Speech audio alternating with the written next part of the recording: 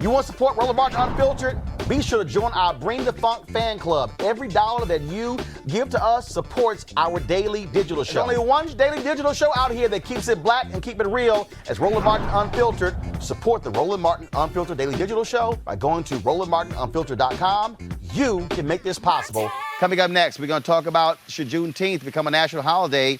The woman who is speaking out trying to make that happen. We'll talk with Opal Lee next on Roland Martin Unfiltered, broadcasting live from Jacksonville, Florida. Back in a moment.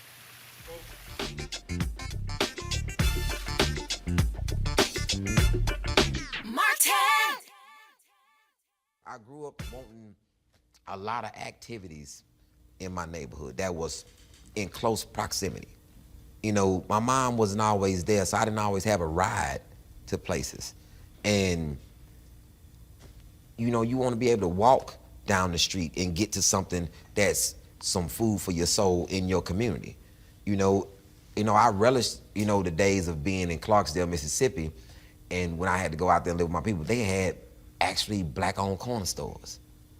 My uncle owned one. My Uncle Donald owned a cleaners and a corner store, and he a city councilman down there now. And it's like that was big for him. He was like, "Yo, man, you got to own something.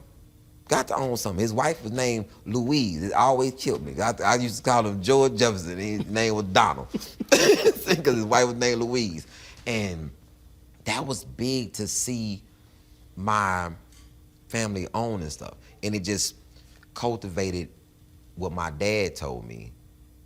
My dad, he's not a lot. He didn't say a lot of good stuff, but the three things that he did give me: play chess, so you'll be a thinker. You don't have to work for nobody. He told me that. I said, you don't have to work for nobody. The same energy that you put into for somebody else, you can put that same energy into for yourself. And then he'll go into his spiel. See, they talking about black people don't want to work. Black people just don't want no job.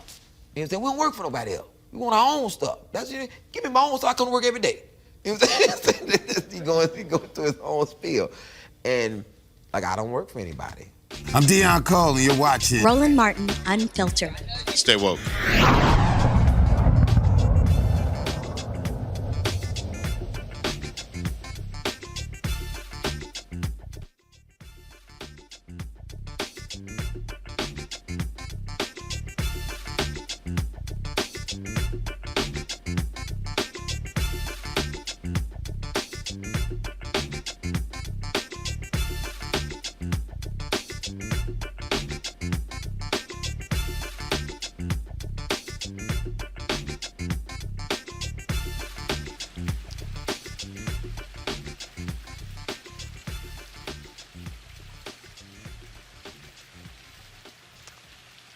All right, folks, welcome back to Jacksonville, Florida. Roland Martin Unfiltered, broadcasting from here. Juneteenth, I'm a native of Texas. We were the first state to make Juneteenth a federal holiday. It is the only state, it's the only actually holiday that actually recognizes or speaks to slavery.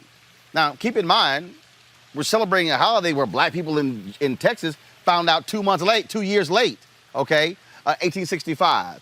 And so after Texas made a state holiday, thanks to the late Representative Al Edwards, my frat brother, other states begin to celebrate Juneteenth in different ways. Now, there's an effort, folks want to make it a national holiday. Now, y'all might remember when that fool Donald Trump said that part of his little Black Platinum plan would make Juneteenth a national holiday. It actually could already be a national holiday if Senator Ron Johnson of Wisconsin would not have blocked it in the United States Senate.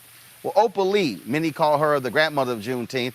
She, of course, has been traveling around the country trying to make this an issue. She was in Washington, D.C. today at a news conference at the National Press Club. She joins us right now on Roland Martin Unfiltered. Opal, how you doing? I'm alive and kicking. What about you? I am doing great. And so, again, look, I'm 52 years old. I've been celebrating Juneteenth my whole life, being a native of Texas. And so for a lot of people who didn't know about Juneteenth, it was a way of life for us black Texans. And so your effort, trying to make this a national holiday, how's it going thus far? Today was a red letter day because the House and the Senate have put the bill up again. And so we are rolling we figure we're going to have Juneteenth a national holiday by Juneteenth 2021. So, look, it's not like it can't get passed. And so, who is leading the legislation? Who do you think is going to make it happen? Well, and the House, Representative Sheila Jackson Lee is heading that. And in the Senate, we've got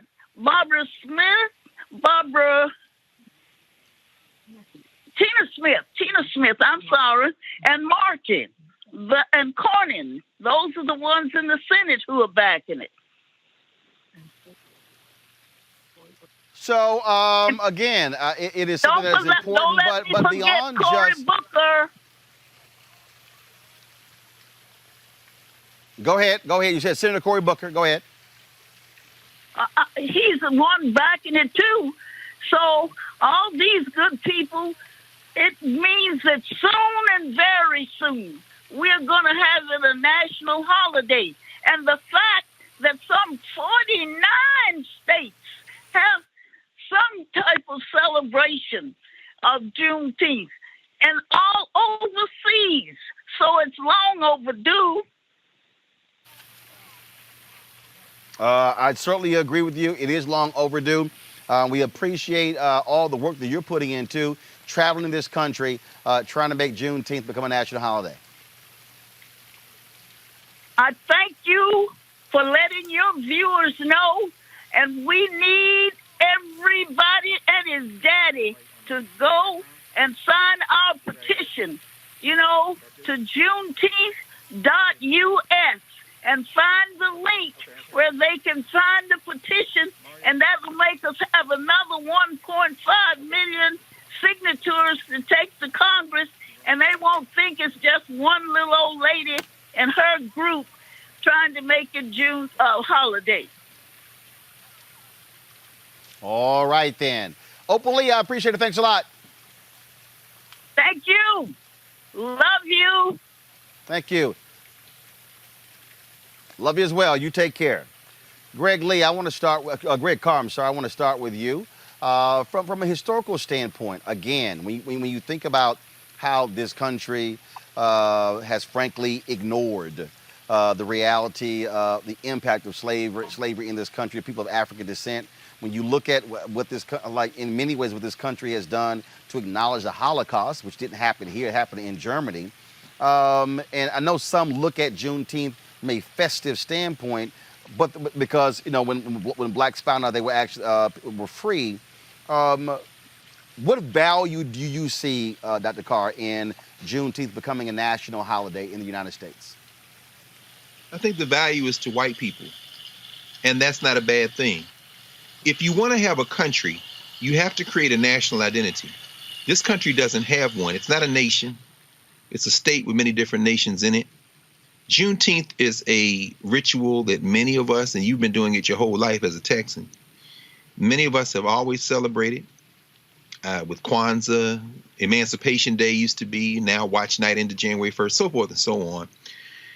If making it a federal holiday, and can't nobody be mad at Ms. Lee, Opal Lee. Come on, y'all. Opal Lee for president. Come on now. But by embracing traditions from the various nations that make this country up, the country begins to establish itself as a nation.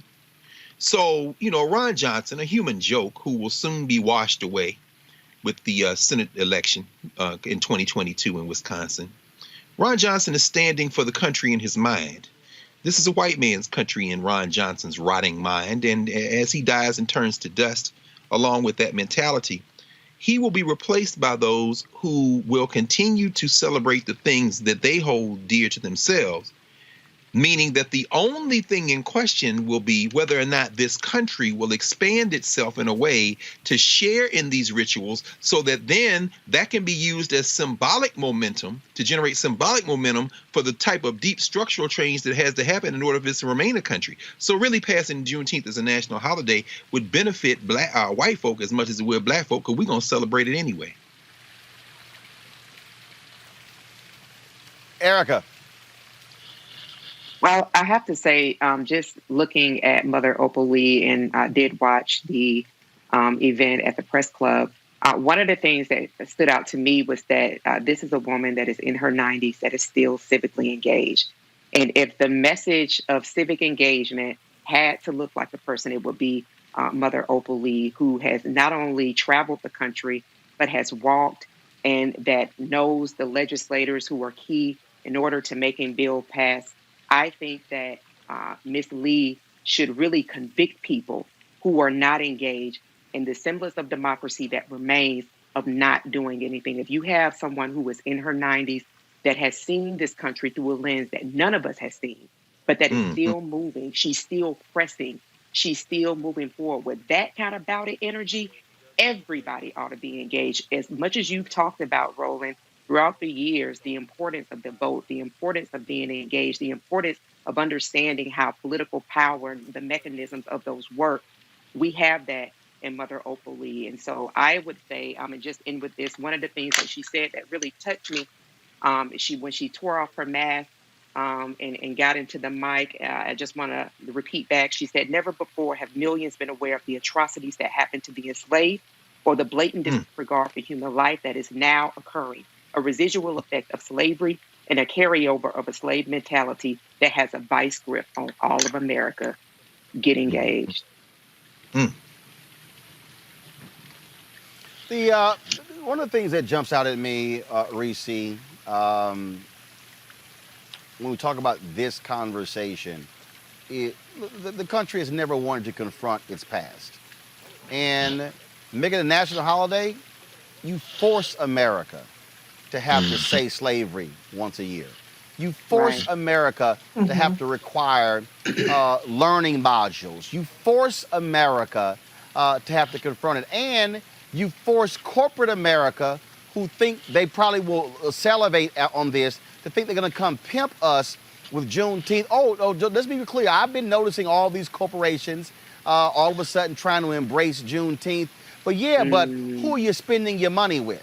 Are you spending it on mainstream? Are you spending it in black communities? Are you only giving black organizations $10,000 for a table or making monetary donations? But are you truly funding black organizations and black businesses and opportunities along those lines? See, that's the whole deal. Later in the show, we're gonna have a conversation about shows on Netflix and black content creators. But I sent Netflix a text message and an email, and I sent to Bazoma, the chief marketing officer, saying, "What's y'all black spin on black media?" You want it's like you want folks to watch your content, but what are you spending your money on? See, again, I keep coming back to the money, because if you don't deal with the money, then Reese, you were ignoring that they were dealing with the money with us when it came to people of African descent being slaves. We made capitalism real. We built the economic engine of this country. And so part of this push for Juneteenth being a national holiday is not saying, well, hey, let's have a day off, but it's to force America to say, you're going to have to reckon with your past. Yeah, absolutely. And I do remember last year around the time where we had the racial, what we thought, or what was kind of somewhat of a racial reckoning, where Juneteenth all of a sudden was something that was recognized more. And it certainly was more corporate and monetized and things of that nature. And so one thing I do appreciate, at least about this push, is that it's not precipitated by black trauma or death. We've already had enough of that with slavery. That wasn't enough. We have to wait till another black person gets killed before we bring up these symbolic holidays and things like that. And I really couldn't have said it better than Dr. Carr or Erica about, Mother Opal Lee. She has been leading this charge for so long. And so I think that it's really important that we, talk about these things outside of the context of, the Black Lives Matter movement or just something that recently happened, but that this is an ongoing fight to have this country recognize the way that Black people have been treated in this country.